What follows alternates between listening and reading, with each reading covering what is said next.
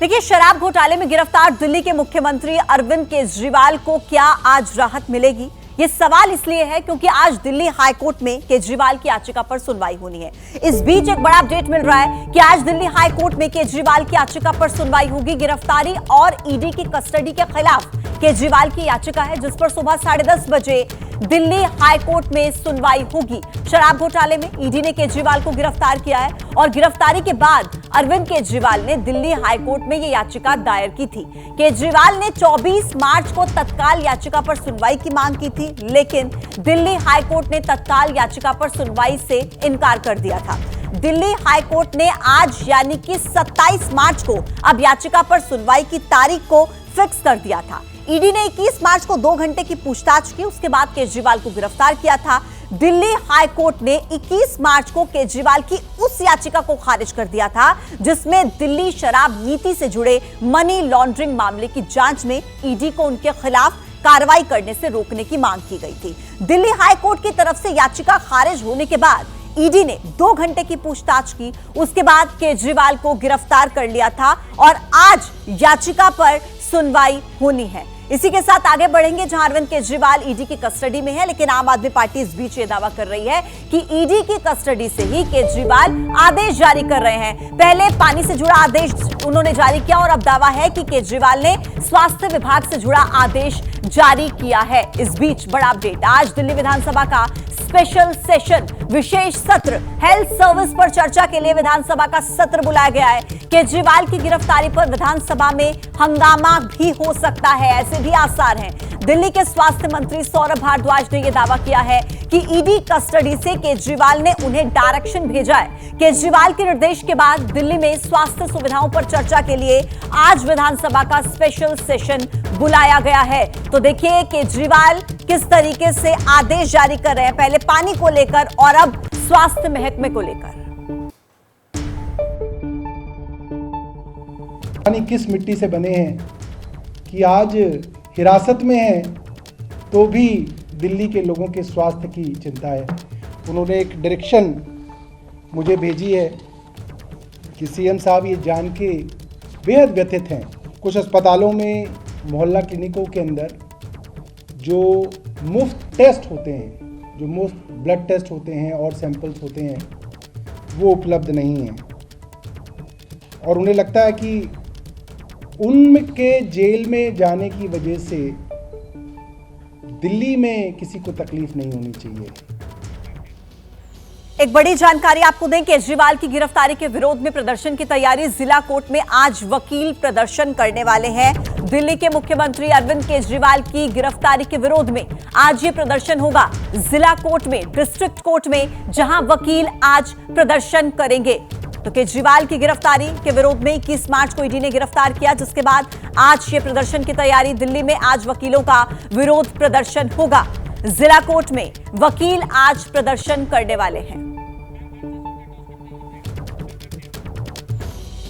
बिहार में एनडीए में seat sharing और लोकसभा के चुनाव के उम्मीदवारों के ऐलान के बाद इंडिया गठबंधन में दबाव काफी बनता जा रहा था और इधर आरजेडी के रवैये से कांग्रेस काफी मायूस भी थी। लेकिन अब खबर यह है कि दोनों के बीच में बातचीत बन गई है, सहमति बन गई है। इसी को लेकर आज दिल्ली में एक आखिरी दौर की एक और बातचीत होगी और उसके बाद 1-2 दिनों में पटना में उम्मीदवारों के नाम का ऐलान कर दिया जाएगा।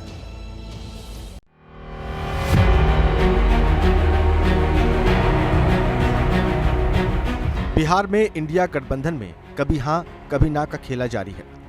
पटना से लेकर दिल्ली और सबसे ओल्डेस्ट हम लोगों का अलायंस रहा है। हम लोग हमेशा से एक दूसरे को अंडरस्टैंड करते हुए हम लोगों ने बात की है। अब सब लोगों का मेन एजेंडा है कि बीजेपी को हम लोग रोकेंगे। इतना जरूर कह सकते हैं कि बिहार जो है चौंकाने वाला रिजल्ट देगा। जो खबरें आ रही हैं हम लोगों में अंडरस्टैंडिंग लगभग जो है बन चुकी है। हम लोग अग्रीड हो गए हैं कि लेफ्ट पार्टियां, कांग्रेस पार्टी, आरजेडी पार्टी मिलकर के आगामी चुनाव साथ लड़ेगी और सीटों की जहां तक बात है, सबको सम्मानजनक सीटें जो है मिल रही हैं और जल्द ही इसका ऐलान जो है हम लोग पटना चल करके पटना में ऐलान होगा। पटना में ऐलान 2 दिन के बाद हो जाएगा। कल के फिर डेलिब्रेट करके सीट वाइज ये करके फिर हम लोग पटना में ऐलान होगा। सूत्रों की माने तो आरजेडी जो 9 सीटें देने को भले तैयार हो गई है, लेकिन अभी भी कुछ सीटों को लेकर मतभेद जारी है। उस पर बात करेंगे। पहले देख लेते हैं कि आरजेडी ने कौन सी 9 सीटें ऑफर की हैं। किशनगंज, कटिहार, सुपौल, भागलपुर, समस्तीपुर, पटना साहिब, मुजफ्फरपुर या शिवहर, पश्चिमी चंपारण या वाल्मीकि नगर और सासाराम या गोपालगंज। इनमें से 3 सीटें ऐसी हैं जिनके लिए विकल्प दिया गया है। ऐसे में कांग्रेस को यह फैसला लेने में दिक्कत जरूर आएगी, लेकिन अब बात कर लेते हैं उन सीटों की जिसे लेकर अभी भी पेच फंसा हुआ है। पहली सीट है पूर्णिया, जहां से कांग्रेस पप्पू यादव को लड़ाना चाहती है, तो आरजेडी वहां से बीमा भारती को चुनाव लड़ाना चाहती है। अगर कांग्रेस जिद पर अड़ी रही तो आरजेडी बीमा भारती को सुपौल से टिकट दे सकती है। अगर बात बन गई तो बीमा भारती पूर्णिया और पप्पू सुपौल से चुनाव लड़ेंगे।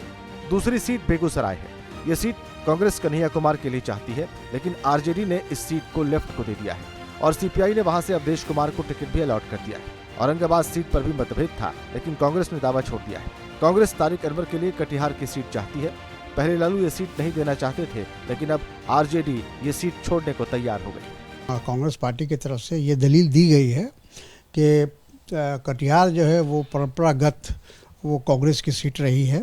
5 बार वहाँ से हम खुद स्वयं जीते हैं। क्लेम ज़्यादा बेहतर है और ज़्यादा मजबूत है। गठबंधन टूटने वाला नहीं है, क्योंकि हम सब एक बड़े लक्ष्य की तरफ आगे बढ़ रहे हैं। अगर कुछ बर्दाश्त करने की भी जरूरत होगी तो हम लोग बर्दाश्त करेंगे। औरंगाबाद सीट पर कांग्रेस का दावा छोड़ने की एक और वजह यह भी है कि वहां पहले चरण में चुनाव होना है और नामांकन भरने की आखिरी तारीख 18 मार्च है। लिहाजा आनंद फानंद में उम्मीदवार का ऐलान संभव नहीं दिख रहा है। बिहार में वैसे तो सभी 7 चरणों में चुनाव है और पहले चरण में जिन सीटों पर चुनाव होना है वो है औरंगाबाद, जमुई, गया, नवादा, और अगर सूत्रों को सही माने तो ये चारों सीटें आरजेडी के खाते में जाती दिख रही हैं और आरजेडी ने पहले ही इन 4 सीटों के लिए उम्मीदवारों का ऐलान भी कर दिया है। औरंगाबाद से अभय सिंह कुशवाहा, जमुई से अर्चना रविदास, गया से कुमार सर्वजीत और नवादा से श्रवण कुशवाहा को टिकट दिया गया है। फिलहाल इतना तो तय हो गया है कि आरजेडी कांग्रेस में जो मतभेद दिख रहा था वो खत्म होने जा रहा है। गठबंधन पर अभी कोई खतरा नहीं है और तय ये भी है कि दिल्ली में आज होने वाली बैठक में सीटों पर मुहर भी लग सकती है। लेकिन देखने वाली बात होगी कि सुलह का रास्ता क्या निकलता है और कौन किसकी शर्तों के आगे झुकता है। यूपी में सभी बीजेपी ने 80 सीटों को जीतने का लक्ष्य तय कर लिया है और राज्य में चुनाव प्रचार अभियान की शुरुआत मुख्यमंत्री योगी आदित्यनाथ आज मथुरा से करने जा रहे हैं। उसके बाद वो आज ही मेरठ और गाजियाबाद पहुंचेंगे। पश्चिमी यूपी को साधने के लिए सीएम योगी आदित्यनाथ आज से 31 मार्च यानी कि 5 दिनों में 15 जिलों का चुनावी दौरा करेंगे।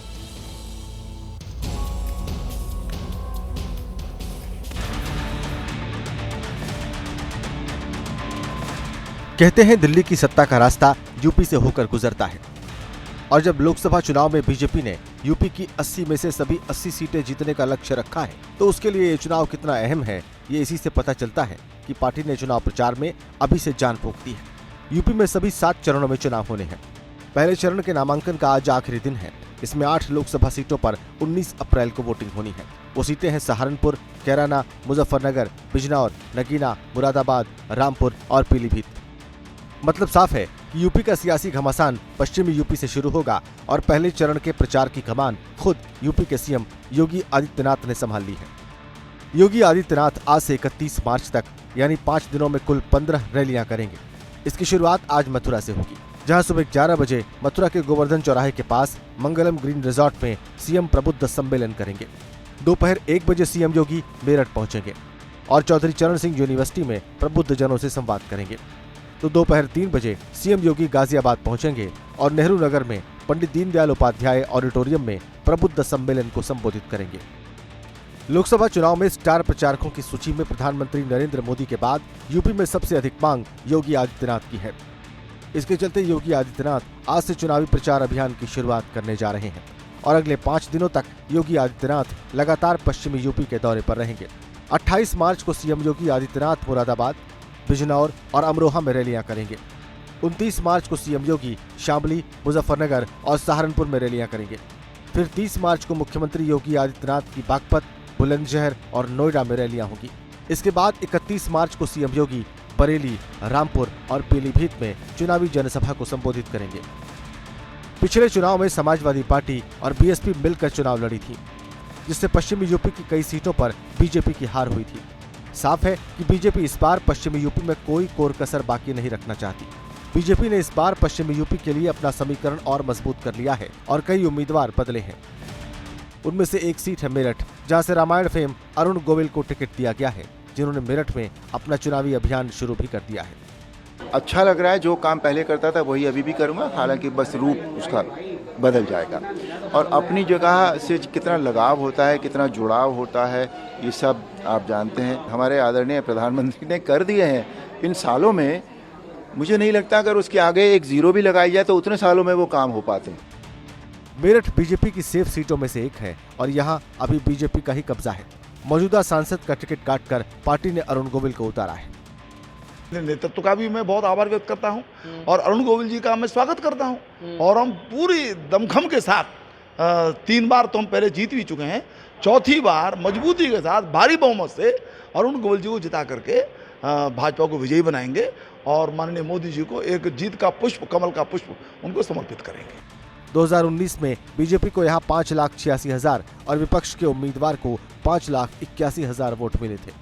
तब बीएसपी और एसपी के साथ आरएलडी का गठबंधन था।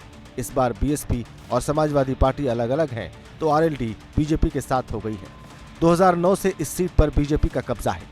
रामायण के राम को मेरठ की महाभारत में उतारकर बीजेपी ने पश्चिमी यूपी में बड़ी सियासी बिसात बिछा दी। से जो भी होगा वो मैं इस धरती के लिए करूंगा, यहाँ के लोगों के लिए करूंगा, यहाँ के भाइयों और बहनों के लिए करूंगा। तो आप सबका सहयोग मुझे चाहिए होगा, उसके लिए मैं उम्मीद करता हूँ कि आप सबका सहयोग मुझे मिलेगा। उम्मीदवारों के ऐलान के बाद प्रधानमंत्री नरेंद्र मोदी इसी मेरठ से 30 मार्च को चुनाव प्रचार की शुरुआत करने जा रहे हैं। यूपी के रामपुर वो लोकसभा सीट है जहां पहले चरण में वोटिंग होनी है और आज ही वहां नामांकन का आखिरी दिन है, लेकिन समाजवादी पार्टी अभी तक वहां से उम्मीदवार तय नहीं कर पाई है। 2019 में वहां से जीते आजम खान ने जेल से चिट्ठी लिखकर अखिलेश यादव से रामपुर से चुनाव लड़ने की अपील की है। आजम खान ने साफ कर दिया है कि अगर अखिलेश यादव चुनाव नहीं लड़ते हैं तो रामपुर में उनके समर्थन चुनाव का बहिष्कार करेंगे।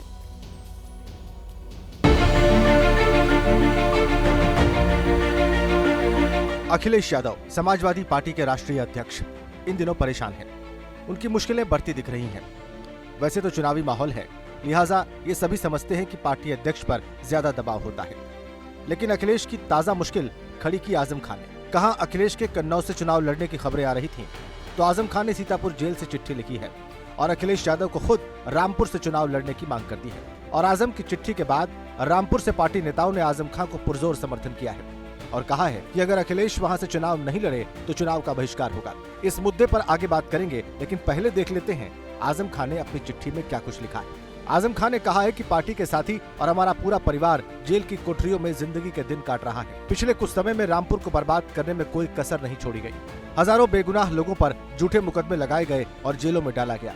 पुलिस ने रामपुर को जी भर कर लूटा तथा महिलाओं को अपमानित करने का अपना शौक भी पूरा किया एवं रामपुर की आम जनता के साथ घोर अन्याय किया गया। पिछले 2 उपचुनाव में जो कुछ हुआ उसे पूरी दुनिया अच्छी तरह जानती है। रामपुर की ऐसी विशेष परिस्थितियों के कारण लोकसभा के वर्तमान चुनाव में हमने राष्ट्रीय अध्यक्ष माननीय अखिलेश यादव जी से रामपुर से चुनाव लड़ने का आग्रह किया था। आजम खान ने आगे लिखा है कि हमारा विचार था कि इन हालात में माननीय राष्ट्रीय अध्यक्ष जी का रामपुर से चुनाव लड़ना आवश्यक है। हम समझते हैं कि कन्नौज, आजमगढ़, बदायूं, मैनपुरी, एटा, फिरोजाबाद महत्वपूर्ण सीटें हैं जिनका जीतना जरूरी है। इस सब के बाद रामपुर आता है। रामपुर कौन जीतेगा?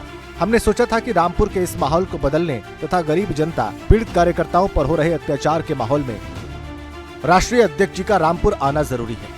पिछले 2 उपचुनाव में जो कुछ हुआ उसे कौन भूल सकता है। हम जीवन भर झोली फैलाकर नवाबों और बाहुबलियों से लड़कर ही यहाँ तक पहुँचे और आज जो कुछ हमारे साथ हो रहा है वो भी रामपुर के तमाम लोग और पूरी दुनिया देख रही है। रामपुर वालों को दिए गए जख्मों और घावों की जलन और तड़प कम करने के लिए ही हमने माननीय राष्ट्रीय अध्यक्ष आदरणीय अखिलेश यादव जी को रामपुर से चुनाव लड़ने के लिए आमंत्रित किया था। अखिलेश यादव ने 22 मार्च को सीतापुर जेल में आजम खान से मुलाकात की थी और रामपुर के सियासी समीकरण के बारे में भी बात की थी। हालांकि बात क्या हुई इसका खुलासा नहीं हुआ, लेकिन सूत्र बताते हैं कि उस मुलाकात में आजम खान ने अखिलेश से रामपुर से चुनाव लड़ने की अपील की थी। उन्हें न्याय मिलेगा, उनके परिवार को न्याय मिलेगा। जब परिवार को सजा मिली है और कहीं ऐसा आपको देखने को नहीं मिला होगा कि परिवार के लोगों के साथ ऐसा अन्याय हो रहा होगा। कम से कम सरकार को ये दृष्टिकोण तो रखना चाहिए कि परिवार एक साथ रहे। जब इतनी तकलीफ और परेशानी में है, क्या सरकार यही तकलीफ परेशानी देना चाहती है? अखिलेश ने आजम से मुलाकात के बाद रामपुर के चुनावी समीकरण पर तो कुछ नहीं कहा, लेकिन 25 मार्च सोमवार को खबरें आईं कि रामपुर से अखिलेश यादव अपने भतीजे तेज प्रताप यादव को मैदान में उतार सकते हैं। हालांकि इसका ऐलान नहीं हुआ।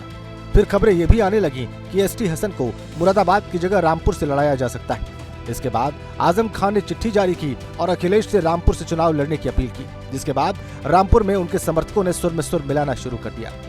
हम लोगों ने राष्ट्रीय अध्यक्ष जी से, हमारा पूरे जिले से प्रतिनिधिमंडल गया था, उससे जाके हम लोगों ने गुजारिश की उनसे कि आप यहाँ से रामपुर से चुनाव लड़ें, लेकिन शायद ऐसा होता हुआ संभव नहीं दिखाई दे रहा था। और यहाँ के लोगों के साथ जो उपचुनाव में अत्याचार हुए हैं वो दोबारा ना हो, इसलिए हम सब लोगों ने इस बार चुनाव से बहिष्कार करने का निर्णय लिया है। आजम खान के समर्थकों ने चुनाव बहिष्कार का भी ऐलान कर दिया है। उनका कहना है कि अगर यहां से अखिलेश यादव चुनाव लड़ते हैं तो वो चुनावी अभियान में हिस्सा लेंगे, वरना वो चुनाव से दूर रहेंगे। हम इस पोजीशन में नहीं है कि अपने किसी कैंडिडेट का नॉमिनेशन करा पाए। रामपुर के पिछले हालात को देखकर ये सब फैसले अब राष्ट्रीय अध्यक्ष लेंगे। क्या करते हैं वो, उसका इंतजार कीजिए। पिछले चुनाव में आजम खान ने रामपुर से जीत दर्ज की थी, लेकिन हेट स्पीच मामले में उन्हें जेल जाना पड़ा। उसके बाद हुए उपचुनाव में बीजेपी के घनश्याम लोधी ने जीत दर्ज की। आजम के गढ़ में बीजेपी की जीत बड़ी उपलब्धि थी। ऐसे समाजवादी पार्टी के सामने भी ये सवाल खड़ा होता है कि क्या इस बार वो अपना गढ़ बचाने में कामयाब हो पाएगी या नहीं।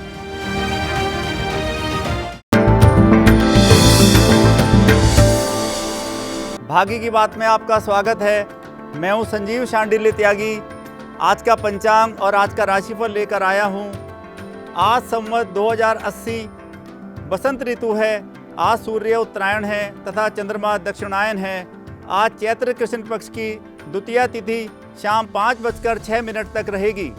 आज 27 मार्च दिन बुधवार है। आज चित्रा नक्षत्र है जो आज शाम 4:15 तक रहेगा। व्याघात योग है तथा गर्करण है। आज चंद्रमा का राशि संचार सारे दिन तुला राशि में रहने वाला है। आज राहु काल दोपहर 12 बजे से दोपहर 1:30 तक रहेगा। आज यम घंटक योग प्रातः 7:30 से प्रातः 9 बजे तक रहेगा। आज दक्षिण दिशा तथा पश्चिम दिशा में यात्रा करना अत्यंत शुभ रहेगा। आज जो व्यक्ति इंटरव्यू के लिए या किसी व्यवसाय के लिए या किसी महत्वपूर्ण व्यक्ति से मिलने के लिए दक्षिण पश्चिम दिशा की तरफ जाने वाले हैं, उनको आज सफलता प्राप्त होने के योग बनते हैं। अब बात करते हैं आज 12 राशियों का भविष्य फल जानने की। मेष राशि वालों के लिए आज का दिन अत्यंत शुभ रहने वाला है। आज आपकी राशि से बुध बृहस्पति दोनों ग्रहों का संचार होगा। आज आपका मानसिक शारीरिक स्वास्थ्य बहुत अच्छा रहने वाला है। आपके व्यवसाय में नई ऊंचाइयों को छूने के आज योग बनते हैं। वृष राशि वालों के लिए आज का दिन शुभ रहने वाला है। आज आपको ननिहाल पक्ष से कोई गिफ्ट या लाभ की प्राप्ति हो सकती है। विद्यार्थियों के लिए आज का दिन बहुत ज़्यादा शुभ रहने वाला है। ड्राइंग, पेंटिंग, ललित कला से जुड़े लोगों को आज नौकरी के अवसर प्राप्त हो सकते हैं। मिथुन राशि वाले जातकों का दिन आज आर्थिक क्षेत्र में नई संभावनाओं को लेकर आ रहा है। आज आपको बड़ी कंपनियों में इन्वेस्ट करने से लाभ के योग बनते हैं। अकाउंट से जुड़े लोगों को आज अचानक धन लाभ प्राप्ति के योग बनने की संभावना बनती है। कर्क राशि वाले जातकों के लिए आज का दिन प्रसन्नता से भरा रहेगा। विद्यार्थियों के लिए आज का दिन विशेष रूप से शुभ रहने वाला है। आज विद्यार्थी किसी नए कोर्स को ज्वाइन करने का विचार कर सकते हैं। आज आप अपने मकान या फ्लैट का इंटीरियर बेहतर कर सकते हैं। सिंह राशि वाले जातकों के लिए आज का दिन मिश्रित फल देने वाला है। आज आप अपने वर्क प्लेस में अपने उच्चाधिकारियों के साथ बात करते हुए विशेष सावधानी रखें तथा व्यर्थ के वाद विवाद से बचें। घर से निकलने से पहले सूर्य देव को अर्घ्य दें। कन्या राशि वाले जातकों के लिए आज का दिन नए अवसरों को लेकर आएगा। आज आपको अपने किसी मित्र के द्वारा अपने व्यवसाय में कोई नया विचार मिल सकता है। साथ ही आज अपने जीवन साथी तथा लवमेट के साथ व्यर्थ के वाद विवाद से भी आपको बचना चाहिए। तुला राशि वाले जातकों के लिए आज का दिन अत्यंत ही शुभ रहने वाला है। फिल्म तथा टेलीविज़न से जुड़े लोगों की अपने क्षेत्र में नई शुरुआत हो सकती है तथा जो लोग पिछले कुछ दिनों से फिल्म और टेलीविज़न के क्षेत्र में संघर्ष कर रहे हैं उनको नए अवसर प्राप्त होने की संभावना बनती है। वृश्चिक राशि वाले जातकों के लिए आज का दिन बहुत ज़्यादा शुभ रहने वाला है। जो लोग प्रॉपर्टी का व्यवसाय करते हैं उनको लाभ होने की पूरी संभावना है। विद्यार्थियों को या बेरोजगारों के लिए आज नौकरी के सुअवसर बन रहे हैं। कार्य क्षेत्र में जाने से पहले प्रभु श्री राम स्तुति तथा हनुमान चालीसा का पाठ करके ही निकलें। धनु राशि वाले जातकों के लिए आज का दिन नई खुशियां तथा नई ऊर्जा को लेकर आ रहा है। आज आपके जीवन साथी और लवमेट के साथ संबंध मधुर रहेंगे। साथ ही IT तथा AI से जुड़े लोगों के लिए आज प्रमोशन के योग बनते हैं। साथ ही आज आपको संतान से संबंधित कोई शुभ सूचना भी मिल सकती है। अब बात करते हैं मकर राशि वाले जातकों के लिए आज का दिन नई आशा और ऊर्जा को लेकर आ रहा है। आज आपका भाग आपके साथ रहेगा तथा आपको उच्चाधिकारी या किसी सामाजिक संगठन के द्वारा सम्मानित किए जाने के भी आज योग बनते हैं। बात करते हैं कुंभ राशि वाले जातकों के लिए आज का दिन मिश्रित फलों को देने वाला है। आज आपके घर में तथा कार्यस्थल पर व्यर्थ के वाद विवाद से आपको बचना चाहिए। कॉस्मेटिक्स से जुड़े लोगों को नए अवसर की प्राप्ति हो सकती है। मीन राशि वाले जातकों के लिए आज का दिन सावधानी से बिताने का दिन है। आज आपको व्यर्थ का मानसिक तनाव हो सकता है। आज आपको पिता के स्वास्थ्य का भी विशेष ख्याल रखना चाहिए तथा आज ना तो किसी को कर्जा देना चाहिए और ना ही आज कर्जा किसी से लेना चाहिए। आज आप विष्णु सहस्त्र नाम का पाठ सुनकर या कर ही कार्यस्थल पर जाएं। भाग्य की बात में इतना ही। कल इसी वक्त आपसे फिर मिलेंगे। नमस्कार।